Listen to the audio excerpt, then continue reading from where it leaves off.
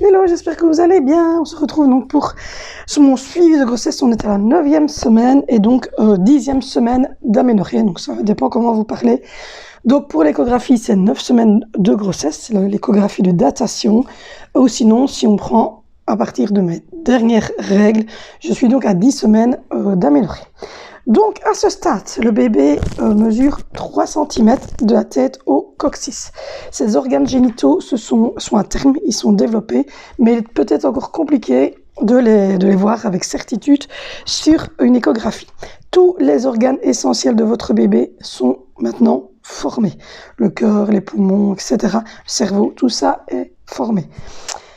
L'enfant, depuis la semaine dernière à cette semaine-ci, a doublé de volume, donc de grandeur, et au niveau du poids. Il est capable maintenant de bâiller, de sucer son pouce, d'avaler du liquide amniotique. Il a des mouvements de plus en plus souvent, mais si vous êtes enceinte de votre premier, voire de votre deuxième enfant, vous n'allez sûrement pas ressentir, vous n'allez pas les ressentir de toute manière. Donc voilà, ça c'est pour le baby. Le baby, moi j'aurai des nouvelles vendredi. Je vais au gynéco, donc au prochain suivi de grossesse. Vous aurez des informations. Comme vous le voyez, mon t-shirt tire fort, donc au niveau de ma poitrine, elle est très grosse. Et mes tétons sont toujours au même stade, donc ils sont un petit peu plus rosés, je vais dire. Et bien souvent, moi, arrivé dans la fin du 3e mois, voire début du 4e, ils vont complètement redevenir rosés. Par contre, ils chatouillent toujours un petit peu, de moins en moins, mais toujours un petit peu. Au niveau de mon badou, j'ai pris énormément. On dirait que je suis enceinte de 4 mois et demi, 5 mois, alors que je suis enceinte de 3 mois. Il faut savoir que c'est mon 5e bébé et que donc plus vous avez d'enfants, plus évidemment votre abdominaux et votre utérus se détend très vite parce que il a déjà été distendu quelques fois et donc fatalement ça se voit beaucoup plus vite chez une femme qui a son 5e enfant que chez une femme qui va être à son premier ou son 2e enfant. Désolée, j'ai envie de travers. Donc voilà, donc il y a beaucoup de gens qui me disent ouais c'est ça, il y en a 2, oui c'est ça, enfin non, voilà, non pas du tout, il y en a pas 2, il y en a qu'un seul, non je ne mange pas de trop, et non je n'ai pas de surpoids ou de soucis quelconque, je suis juste à mon 5e bébé et ça se voit très vite. Donc voilà, du coup, qu'est-ce que je voulais dire d'autre? Au niveau de la libido, c'est revenu. Il n'y a aucun souci, j'ai retrouvé des envies sexuelles. Je me sens beaucoup mieux de ma peau, j'ai plus de nausées, j'ai quasiment plus de coups de pompe. J'ai encore de la fatigue, ça c'est général, c'est pendant toute la grossesse, c'est comme ça. Désolée, mais je suis un peu enrhumée en même temps. Donc voilà. Pour ce qui est des nausées, donc je n'en ai plus du tout. Pour ce qui est de la somnolence, etc., j'ai encore des coups de barre dans la journée, mais voilà, ça dure pas spécialement longtemps et j'arrive quand même maintenant à regarder un truc à la TV ou aller jusqu'à 22h, 22h30 sans avoir envie de m'écrouler littéralement. J'essaye de prendre des moments de calme. Évidemment, j'ai 4 enfants, j'ai une maison à tenir. Donc, des moments de repos, j'essaye d'en avoir, mais je ne peux pas dire que je vais aller faire la sieste toute la journée pendant que les enfants sont à l'école, parce que ça, c'est pas possible. Donc voilà, avec 4 enfants à charge, faire la sieste toute la journée ne va pas être faisable. Et de toute manière, et si je me repose juste une demi-heure, enfin que je fais une sieste d'une demi-heure, après, je suis pas bien. Donc voilà, je suis pas bien. Je me sens toute vaseuse, toute berque, le stomac pas, enfin non. Donc mon corps n'est pas encore fait pour faire des siestes. Je n'ai jamais fait de sieste, même malade, je fais pas de sieste. Et je n'ai jamais fait de sieste non plus pour les autres grossesses. Donc je ne suis pas une grande fan de la sieste, mais disons que je vais rester peut-être 1 heure après le repas, assise et regarder une vidéo YouTube ou faire un montage de vidéo ou aller sur les réseaux sociaux, regarder un film s'il y a un truc intéressant, mais en tout cas, voilà. Par contre, le soir, à 19h, quand tout le monde a soupé, que j'ai fait les tartines, que tout le monde est lavé, bien souvent, vers 19h, 19h30, tout ça est terminé, parce que nous, on mange très tôt en Belgique. On mange entre 17h30 et 18h. et les enfants vont coucher de toute manière, enfin en tout cas la toute petite couche à 19h. La suivante, à 19h30, 20h, commence à monter des signes de fatigue, et bien souvent les garçons pour 21h maximum, ils sont tous au lit. Mais donc nous, on va pas manger à 20h, quoi. Ici en Belgique, c'est pas quelque chose qu'on fait, voilà, nous on mange toujours dans les environs de 18h. Et donc du coup, le temps de manger, le temps de remettre les tables, de faire les bains de tout le monde et tout ça. Bien souvent, moi, voilà, je monte qu'il doit être 19h, 19h30, ça dépend le temps que j'ai mis. Et donc à ce moment-là, moi, je me suis douchée tout ça et je viens m'allonger dans le lit avec mon coussin de grossesse et tout ça, à mon aise en pyjama. Et je vais regarder des vidéos, je vais aller travailler un petit peu sur des réseaux sociaux, des choses ainsi. Mais voilà, ça va être mon temps calme à ce moment-là, c'est-à-dire la soirée où je vais te poser, caler, découper. Donc, du coup, ça me fait un petit moment, voilà, où je peux être relax. Au niveau de la journée, alors je vous rassure, mon mari n'est pas derrière moi avec une baguette en me disant que tout doit être parfait, hein, du tout. Lui, voilà, je fais le minimum. Donc par exemple là, je suis montée, j'étais aéré ma chambre, j'ai été refaire le lit des filles, j'ai été ramasser les petites boissons qu'on boit le soir dans notre lit. Bien souvent, moi, je prends une bouteille de jus de pomme, mon chéri prend peut-être, voilà, il se monte une petite bouteille d'eau ou un petit verre de limonade. Voilà, on donne bien souvent pendant la nuit. Angelina se réveille parce que elle a un petit handicap locomoteur, donc elle a du mal. Donc voilà, j'ai été faire des choses ainsi, mais c'est vraiment les choses basiques de ma journée, quoi. Je ne fais pas des choses à outrance. Donc voilà, au niveau douleur dans le dos, ça va. Au niveau douleur, au niveau du bas-ventre, je n'en ai plus eu. Au niveau d'envie de faire pipi,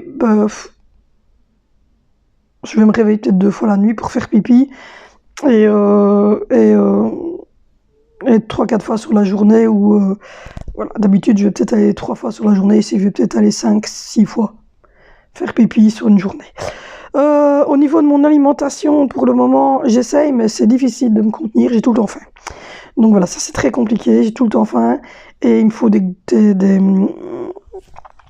me faut vraiment des féculents à chaque repas. Donc du coup à midi c'est féculent, au soir c'est féculent. Alors quand je dis féculent, c'est pas des frites avec de la mayo, c'est pas non plus des pommes de terre avec du gratin dauphinois. Quand je dis féculent, ce sont des pâtes blanches ou du riz blanc, donc sans dedans de matière grasse. Et bien souvent je mange ça avec un petit légume ou quoi, et le soir il y a c'est viande, légumes et le féculent. Le matin, j'ai encore un peu de mal. Je mange assez bien de yogourt et de fruits pour essayer de tenir. Donc, je mange un fruit et un yogourt, mais un beau bol de yogourt, voilà, la vanille, stracciatella, voilà, tout sauf fraise, parce que j'ai un problème avec la fraise depuis que je suis enceinte. Et donc, j'essaye, voilà, de manger régulièrement et d'éviter de sauter sur des trucs un peu trop sucrés. Donc, je mange beaucoup de laitages, je mange beaucoup de féculents. Je mange beaucoup de légumes. J'essaie de manger régulièrement des fruits, surtout des smoothies, avec des fruits comme la framboise, etc. Et je me fais plaisir de temps en temps, parce que je pense que même si je suis diabétique gestationnel, je peux de temps en temps quand même me faire un petit plaisir. Je bois pas de coca, je bois pas d'orangeade, je bois pas de trucs comme ça. Donc je me fais plaisir dans le sens où je vais peut-être manger... hier soir j'avais envie de bonbons sûrs, donc j'ai mangé 3 bonbons sûrs, des bêtes trucs de chez Action. Le jour avant, on a regardé un film, je crois que c'était vendredi, avec les enfants, on a regardé Beethoven, j'ai mangé des chips. Non, j'ai pas mangé le paquet de chips complet, mais j'ai mangé 6-7 chips en regardant mon feuilleton. Donc voilà, j'essaie de me faire plaisir de temps en temps, mais pas non plus à outrance. Donc voilà. Mais sinon, à part les fraises qui me posent un souci, j'ai rebu de la soupe depuis, et d'ailleurs je vais en faire ce soir pour souper. Ça a été, je n'ai pas eu envie de comme à la Noël. Mais c'est vrai qu'à la Noël, c'était à mon avis le moment de la nidation. Et c'est vrai que j'avais eu, enfin, allez voir la vidéo, j'avais pas vomi, mais j'avais eu de grosses nausées. Donc voilà, j'ai investi dans un coussin d'allaitement, comme ça, je suis à mon aise, je sais me coucher, le mettre en dessous de mes jambes, le mettre dans mon dos, le mettre entre mes jambes pour m'endormir. Après la nuit, évidemment, quand je me suis endormie et que je me réveille de moi-même pour aller faire pipi ou j'ai soif ou quand j'ai une âme à réveiller, je ne le remets pas spécialement. Après, je le remets au fond de mon lit et je me remets d'une autre façon. Le plus dur pour l'instant est et le fait que je commence à avoir des crampes dans le bas des jambes. Donc ma maman m'a passé un masseur spécifique pour masser au niveau des mollets, pour essayer de favoriser la circulation sanguine. Et mes pieds sont hyper chauds, et mes mains aussi. Ça n'a rien à voir avec des problèmes circulatoires, ni des problèmes de tension, ni des caillots de sang, ni tout ce brûle-là. Rassurez-vous, j'ai eu des contrôles là-dessus, il n'y a pas de souci. Je n'ai pas de problème de tension, je n'ai pas de problème mes pieds gonflent pas, ni rien du tout. C'est juste que mon volume sanguin augmente, il double de volume. En fait, votre liquide, enfin votre sang, il double de volume pour pouvoir faire en sorte que bébé ait tout ce qu'il lui faut. Donc du coup, vous avez plus vite chaud, vous êtes plus vite essoufflé et vous avez très fort les mains et les pieds très chauds. Ce qui, moi, me pose un problème pour dormir parce que je ne sais pas dormir quand j'ai trop chaud aux pieds ou quand j'ai mes pieds trop froids. Donc voilà. Alors trop froid, c'est facile, vous mettez une paire de chaussettes, ça m'arrive régulièrement, même quand je suis pas enceinte. Mais par contre, trop chaud, c'est très très compliqué. Donc voilà, ça m'empêche un petit peu de m'endormir. Donc je vais essayer peut-être, avant de dormir, de prendre une petite tisane aussi.